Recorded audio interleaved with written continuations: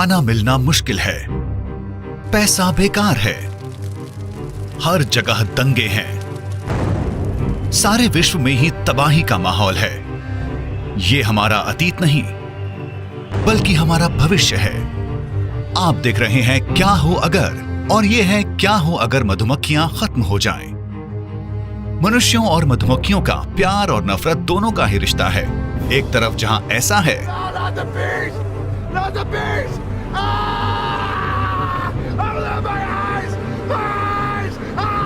वहीं दूसरी तरफ किसे ये पसंद नहीं। ये असल में थोड़ा कठिन है। मधुमक्खियां डंक मारने और शहद बनाने के अलावा भी बहुत कुछ करती हैं। वे लगभग हमारी सारी ही उपयोग में आने वाली फसलों का पॉलिनेशन भी करती हैं। ये ग्लोबल इकोनॉमी में हर साल $200 बिलियन का योगदान है और हम उनके साथ बदले में ये करते हैं। ग्लोबल वार्मिंग और खेती में पेस्टिसाइड्स का अत्यधिक इस्तेमाल मधुमक्खियों की घटती हुई संख्या का प्रमुख कारण है। इसका क्या मतलब हुआ?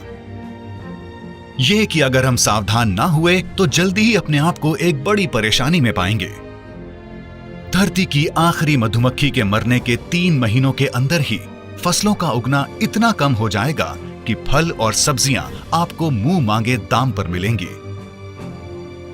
पर आप सिर्फ फल और सब्जी ही नहीं खोएंगे, बल्कि आपको अलविदा कहना होगा बादाम, नारियल, चॉकलेट या फिर यकीन मानिए कॉफी को भी।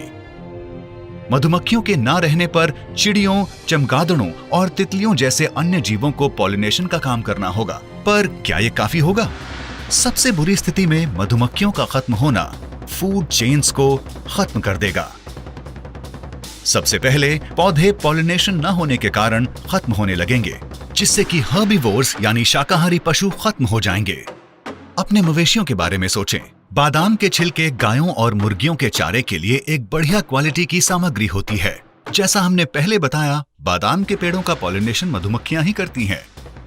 अगर आपको मांसाहारी खाना अभी महंगा लगता है तो जरा मधुमक्खियों के खत्म होने का इंतजार करें। उनके जाने के साथ ही कई मीट और डेयरी के उत्पाद जैसे कि चीज बर्गर एक दुर्लभ और असाधारण चीज में बदल जाएगा। और जब आप खाने की इस गंभीर कमी और बढ़ती महंगाई को 7 बिलियन की बढ़ती जनसंख्या के साथ मिलाकर देखें तो ये बिल्कुल भी अच्छी स्थिति नहीं दिखती। बेशक इस मामले को देखने के और भी तरीके हैं, जैसे कि मक्का, गेहूं और चावल ऐसी फसलें हैं जिनका पॉलिनेशन हवा के द्वारा होता है। मतलब हमारे पास मधुमक्खियों के खत्म होने पर खाने के सामान तो होंगे, पर ज्यादातर फलों और सब्जियों के ना रहने से आप एक बेस्वाद और कम पौष्टिक आहार खाने के लिए तैयार रहें। हो सकता है स्थिति यहां तक ना पहुंचे। चीन के कई हिस्सों में लोग हाथों से पॉलिनेशन का काम शुरू कर चुके हैं, जबकि ड्रोन और रोबोट से भी पॉलिनेशन करना कुछ अन्य उपाय हैं। ये उपाय मधुमक्खियों द्वारा पॉलिनेशन न होने पर एक आम जीवन का विश्वास तो देते हैं, पर इसमें बहुत खर्चा है। हमें प्रकृति से मुफ्त में मिलने वाली चीज का भी दाम चुकाना होगा, तो इस सौदे को व्यर्थ न जाने दें। 1960 के दशक से फसलों का उत्पादन जो पॉलिनेशन पर निर्भर था, उसमें 300% की बढ़त हुई है। इसे कायम रखने के लिए हमें बस अपनी धरती को बेहतर बनाना होगा। चलिए इस विश्व को सही तापमान पर रखने की कोशिश करते हैं। पेस्टिसाइड्स के लिए एक सुरक्षित उपाय ढूंढते हैं। विश्व के इन सबसे मेहनती मजदूरों पर थोड़ा विश्वास करते हैं, क्योंकि इन छोटी छोटी चीजों को अनदेखा करना तो आसान है, पर इनके परिणामों को नहीं।